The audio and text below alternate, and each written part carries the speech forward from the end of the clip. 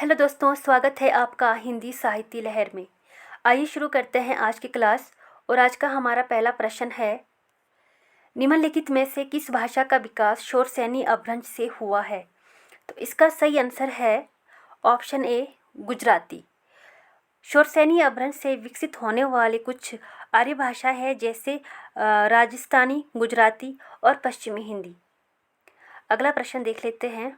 अगला प्रश्न है, शिव सिंह सरोज का प्रकाशन कब हुआ? शिव सिंह सरोज ये एक हिंदी साहित्य का इतिहास ग्रंथ है, जिसकी रचना शिव सिंह सेंगर के द्वारा 1883 ईस्वी में की गई।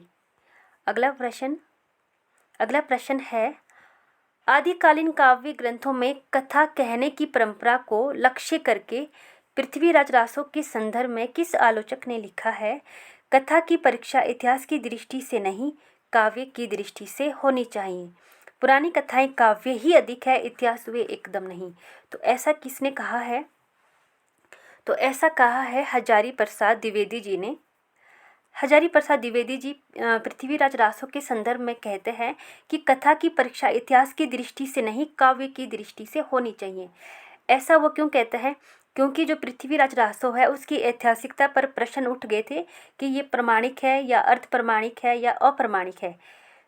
तो हजारी प्रसाद द्विवेदी जी ने कहा कि कथा की जो परीक्षा है वो इतिहास की दृष्टि से नहीं, बल्कि काव्य की दृष्टि से होनी चाहिए। अगला प्रश्न है,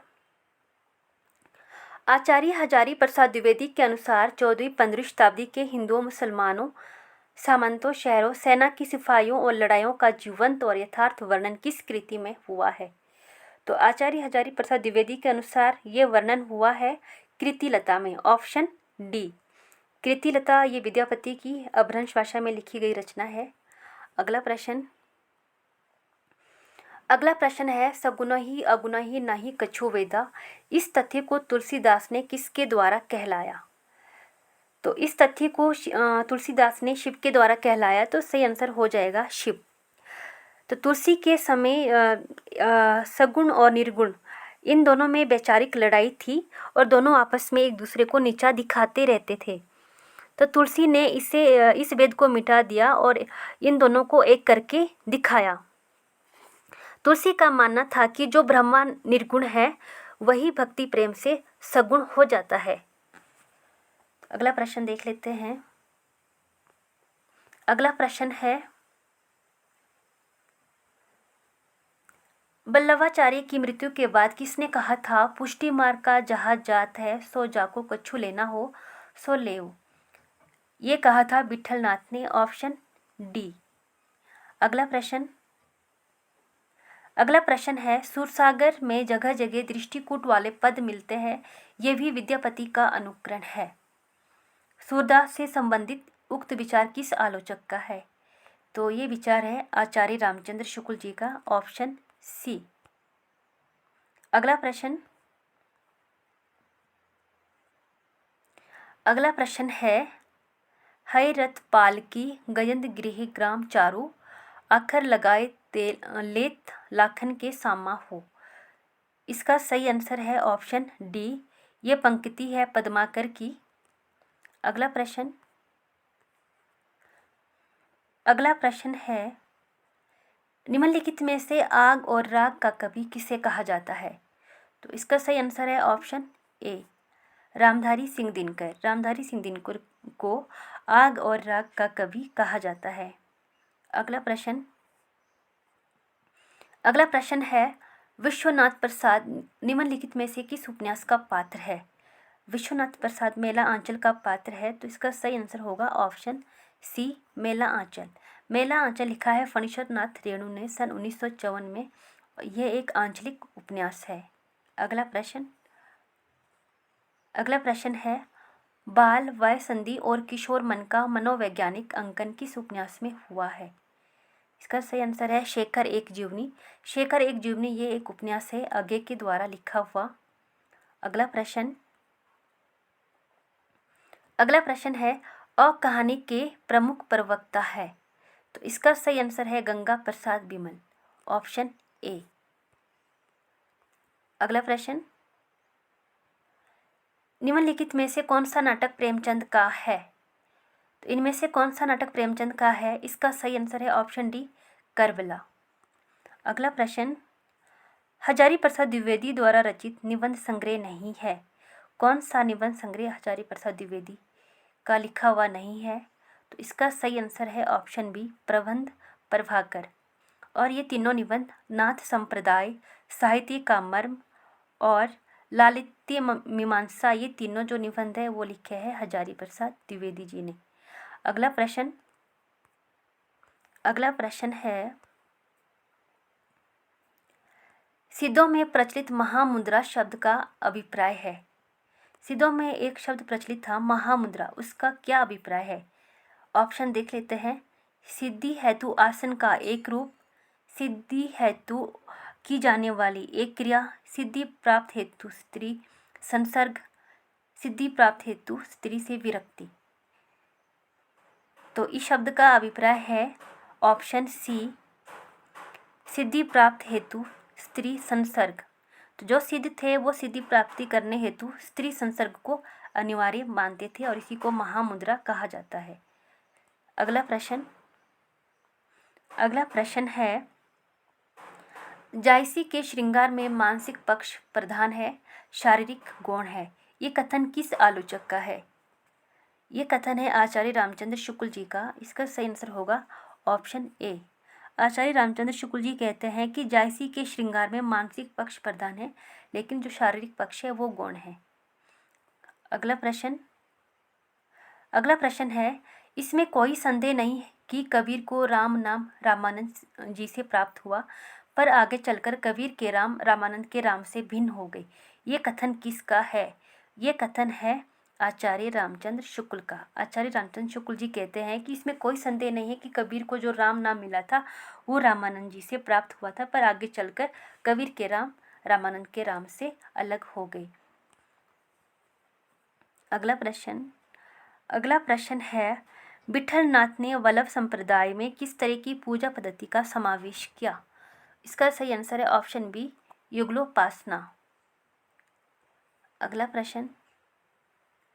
प्रश्न है, सचिव वेद गुरु तीनी जो प्रिय बोलही भय आस, राज धर्म तन तीनी कर होई बेगे नास। ये दोहा रामचरितमानस के किस कांड में है? ये दोहा है ऑप्शन सी, सुंदर कांड में। अगला प्रश्न है, घुसती है लाल लाल मशाल अजीब सी, अंतराल विवर के तम में, लाल लाल कुहरे में, सामने रखता लोक सनाथ पुरुष एक रहस्य साक्षात। उपयुक्त पंक्तियाँ काव्य पंक्तियाँ मुक्तिबोध की किस कविता से है? ये जो काव्य पंक्तियाँ है ये मुक्तिबोध की है, किस कविता से है ये आपको बताना है। ये पंक्तियाँ है अंधेरे में, ऑप्शन सी, अंधेरे में कविता से। अगला प्रश्न है, प्रेमवध निम्नलिखित में से किस कविता से संबंधित पात्र है? प्रेमवध ये है असाध्य वीणा। असाध्य वीणा अज्ञे के द्वारा लिखी गई कविता है और प्रेमवध इससे संबंधित है, ऑप्शन बी। मधुशाला का प्रकाशन वर्ष क्या है? मधुशाला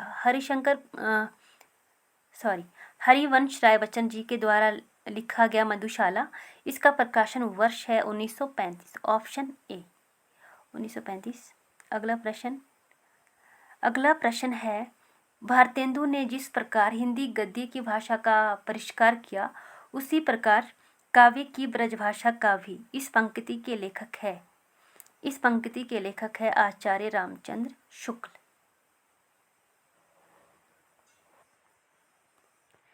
अगला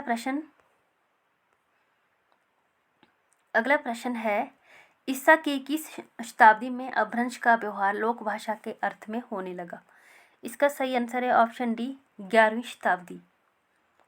अगला प्रश्न, पुरुष परीक्षा किस कवि की रचना है?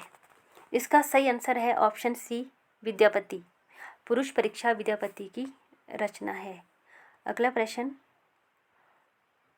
निम्नलिखित में से कौन सा विद्वान पृथ्वीराज रासो को सर्वथा अप्रमाणिक ग्रंथ मानने वालों में शामिल है?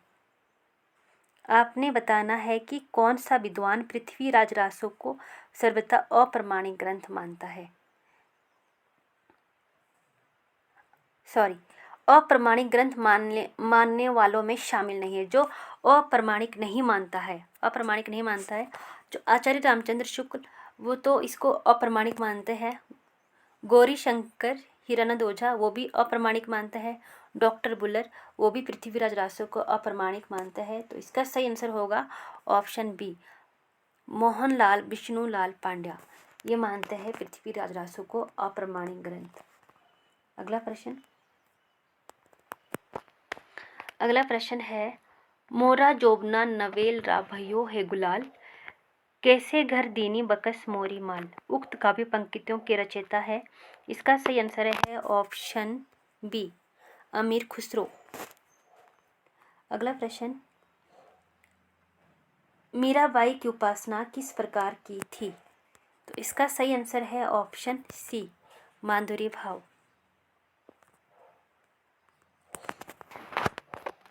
अगला प्रश्न है, सखी हो श्याम रंग रंगी, देखी बिकाए गही वो मूर्ति, सूरत माही पगी। ये काव्य पंक्तियाँ किसकी है। ये काव्य पंक्तियाँ है गदाधर भट्ट की। Option B right answer. अगला प्रश्न है, तिये से सब जोवन मिले, वेद न जान्यो जात, प्रात समय निशी दोष के दुबो भाव दर्शात। इस दोहे में नायिका की किस अवस्था का वर्णन किया गया है। इसका राइट आंसर है ऑप्शन बी, वया संधि का। अगला प्रश्न है, जगत जनायो जही सकल, सो हरि जान्यो नहीं, जो आँखिन सब देखे आँखिन न देखी जाई। उक्त दोहे में कौन सा अलंकार है। तो इसका सही आंसर है ऑप्शन बी, उदाहरण। इसमें उदाहरण अलंकार है। अगला प्रश्न, मैथिली शरणगुप्त की प्रतिभा का विकास सर्वाधिक किस साहित्य रूप में देखने को मिलता है। ऑप्शन ए, नाटककार के रूप में। ऑप्शन बी, प्रबंधकार के रूप में। ऑप्शन सी, प्रगीतकार के रूप में, या मुक्तकार के रूप में। इसका सही आंसर है ऑप्शन बी, प्रबंधकार के रूप में। आज के लिए इतना ही। धन्यवाद।